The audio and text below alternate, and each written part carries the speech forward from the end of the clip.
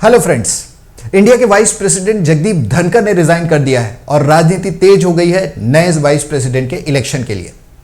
नए vice president का election कैसे होगा, इसके कॉन्स्टिट्यूशनल एस्पेक्ट क्या है, अगर यह सवाल आपके मन में आ रहा है तो आइए देखें किस तरह के क्वेश्चन यहां से आ सकते हैं।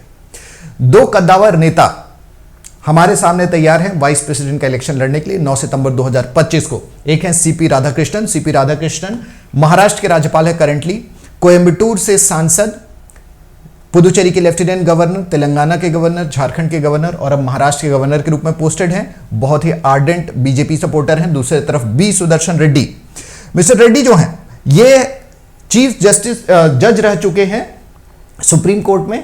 आंध्र प्रदेश के ये वकील हैं, आंध्र प्रदेश में ये हाई कोर्ट जज बने, गुवाहाटी हाई कोर्ट के चीफ जस्टिस और सुप्रीम कोर्ट के जस्टिस। सुप्रीम कोर्ट के जस्टिस के तौर पे इन्होंने साल्वा जुडुम केस में अपना फैसला सुनाया था। साल्वा जुडुम केस जो कि छत्तीसगढ़ में नक्सलिज्म के अगेंस्ट शुरू हुआ एक अभियान था।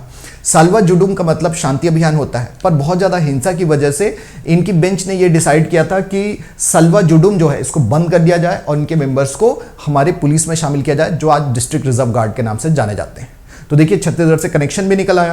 तो इस तरह के बहुत सारे हिडन फैक्ट्स और बहुत सारे कॉम्प्लिकेटेड कॉन्स्टिट्यूशनल एंगल्स को अगर आप समझना चाहते हैं तो RNIS की 1-to-1 मेंटरशिप को आप ज्वाइन कीजिए और यहाँ पर अपने क्वेश्चंस आप कभी भी किसी भी तरह से पूछ सकते हैं और तुरंत आंसर हासिल कर सकते हैं ताकि आप रहें कॉन्फिडेंट और हो जाएं सेलेक्टेड।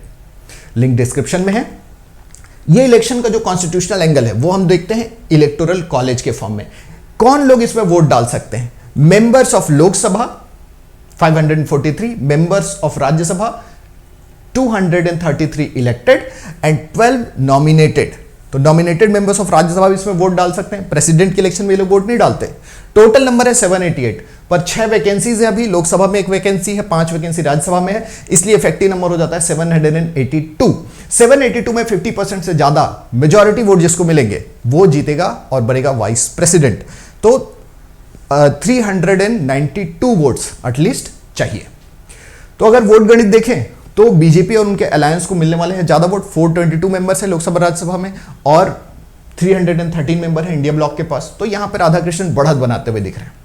अब देखते हैं इलेक्शन का process. Election commission of India ये इलेक्शन कराती है। President, vice president, Lok Sabha, Rajya Sabha, Vidhan Sabha, ये सारे इलेक्शन कमीशन कराती है। PC मोदी जो हमारे राज्यसभा के रजिस्ट्रार जनरल हैं वो रिटर्निंग ऑफिसर बने हैं, यानी इलेक्शन ऑफिसर। वोटिंग सिस्टम जो होता है उसकी कुछ खूबियां हैं। Proportional representation, single transferable vote और सीक्रेट बैलेट। ये प्रोसेस से होता है। सीक्रेट बैलेट मतलब वोट बूथ में जाके वोट डालते हैं, किसको दिए नहीं बताते हैं। सिंगल ट्रांसफरेबल में मल्टीपल वोट्स डालते हैं, प्रेफरेंस 1, 2, 3 है ना। और प्रोपोर्शनल रिप्रेजेंटेशन रीजन के हिसाब से रहता है। अब रोल क्या है, क्वालिफिकेशन क्या है हमारे वाइस प्रेसिडेंट की? He must be citizen of India, 35 years of age, eligible to be elected in Rajya Sabha. Rajya Sabha के मेंबर होने का क्वालिफिकेशन चाहिए। क्यों? क्योंकि आगे चल के राज्यसभा संभालना इनको। कोई भी ऑफिस ऑफ प्रॉफिट नहीं होना चाहिए, MP या MLA नहीं होने चाहिए। ऑफिस ऑफ प्रॉफिट मतलब गवर्नमेंट से सैलरी नहीं मिलना चाहिए। फिर हमारे वाइस प्रेसिडेंट का रोल क्या है? रोल जो है बड़ा इंपॉर्टेंट है। अगर प्रेसिडेंट एब्सेंट हो या प्रेसिडेंट की डेथ हो जाए या प्रेसिडेंट रिजाइन कर दे तो प्रेसिडेंट का पोस्ट खाली, तो हमारे वाइस प्रेसिडेंट बन जाएंगे एक्टिंग प्रेसिडेंट। तो vice president become acting president on death, resignation and absence of president. पर ये टेम्परेरी पोस्ट है। Acting president can never be full time president. जैसे ही नए प्रेसिडेंट का इलेक्शन होगा हमारा एक्टिंग प्रेसिडेंट वापस से वाइस प्रेसिडेंट बन जाएगा। यूएस में अलग है। यूएस में vice president full time president बन जाता है अगर प्रेसिडेंट की डेथ हो जाए।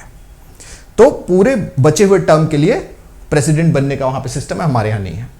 हमारे यहां वाइस प्रेसिडेंट जो है वो एक्स ऑफिशियो चेयरमैन होता है राज्यसभा का। राज्यसभा का एक्स ऑफिशियो चेयरमैन मतलब बना वाइस प्रेसिडेंट, काम राज्यसभा के चेयरमैन के तौर पे करेगा, सैलरी वहीं से आएगी।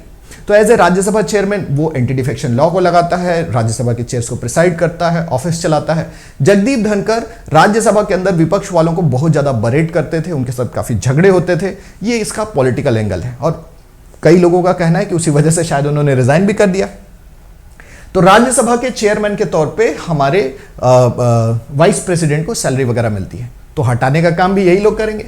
अब हम लोग रिमूवल प्रोसेस देखते हैं। 5 साल का टर्म है, टर्म एंड होते ही वाइस प्रेसिडेंट हट जाएंगे, रेजिग्नेशन दे सकते हैं प्रेसिडेंट को। रिमूवल फोर्सली भी हो सकता है बाय मेजॉरिटी। राज्यसभा में प्रपोजल आएगा रिमूवल का, 50% से ज्यादा वोट मिल गया, फिर लोकसभा में जाएगा 50% से ज्यादा वोट मिल गया, फिर ये प्रपोजल प्रेसिडेंट के पास जाएगा, प्रेसिडेंट ने साइन किया, वाइस प्रेसिडेंट इज रिमूव्ड, फिर से इलेक्शन होगा, ठीक है। लेकिन बीच में अपना रेजिग्नेशन दे सकते हैं, यही काम जगदीप धनखड़ ने किया है। अब हम देखें कि हमारे पास कितने वाइस प्रेसिडेंट्स अभी तक रहे हैं। सबसे पहले हैं सर्वपल्ली राधाकृष्णन 2 टर्म, फिर doctor Zakir Hussain, V V Giri, Gopal Swarup Pathak, B D Jatti and Mohammad Hidayatullah, he is justice, he was also chief justice Mohammad Hidayatullah, then R Venkataraman, Shankar Dayal Sharma, K R Narayanan, Krishan Kant, Bhairon Singh Shekhawat, Hamid Ansari, M Venkaiah Naidu and finally Jagdeep Dhankhar. कुछ खास बातें जो ऑब्जेक्टिव क्वेश्चन के फॉर्म में आ सकती हैं, जो हमारे अंडरस्टैंडिंग के लिए चाहिए। सर्वपल्ली राधाकृष्णन पहले वाइस प्रेसिडेंट थे, 2 टर्म रहे। हामिद अंसारी ये भी 2 टर्म वाइस प्रेसिडेंट रहे हैं, 10 साल। सबसे ज्यादा टाइम सर्वपल्ली राधाकृष्णन रहे हैं, 10 साल से भी ज्यादा। फिर वीवी गिरी वाइस प्रेसिडेंट रहते हुए एक्टिंग प्रेसिडेंट बने due to death of Zakir Hussain. Acting president की पोस्ट से रिजाइन करके फुल टाइम प्रेसिडेंट का इलेक्शन लड़ा और फुल टाइम प्रेसिडेंट भी बने। फिर आते हैं मोहम्मद हिदायतुल्ला। मोहम्मद हिदायतुल्ला की खास बात थी कि ये चीफ जस्टिस थे।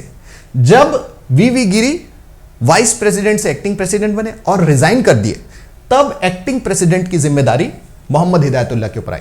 तो justice Hidayatullah chief justice and acting president रहे, बाद में इलेक्शन लड़के वाइस प्रेसिडेंट बने।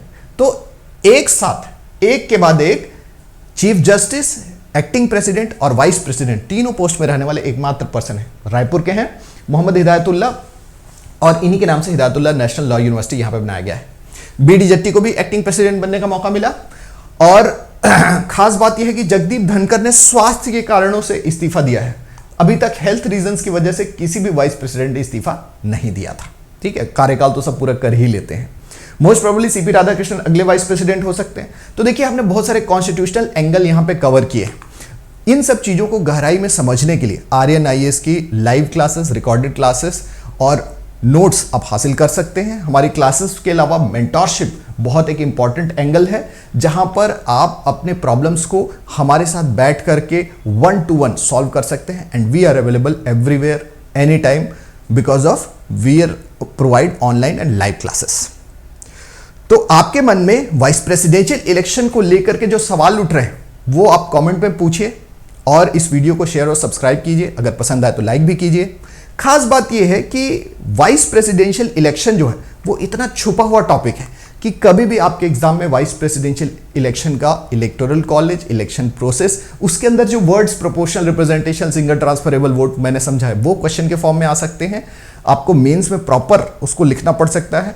प्री में हमारे वाइस प्रेसिडेंट से रिलेटेड स्पेशल फैक्ट्स कभी भी पूछे जा सकते हैं कॉन्स्टिट्यूशन के साथ। तो हमारे वीडियो को गौर से देखिए और इससे रिलेटेड क्वेश्चंस को अपने एग्जाम्स के लिए प्रिपेयर कीजिए। Thank you.